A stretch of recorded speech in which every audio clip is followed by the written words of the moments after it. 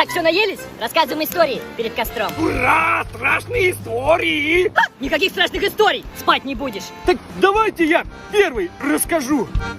Давай, пап!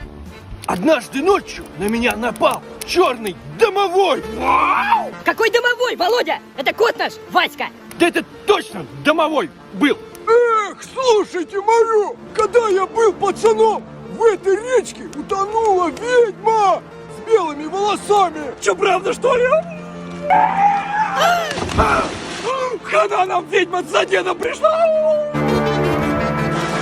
Фу, мама, это ты что ли? А, так это я, Галочка! Я ж говорил, ведьма! Как ты тут вообще оказалась? Да, я руки мыла, меня волна шибанула, прям до вас доплела.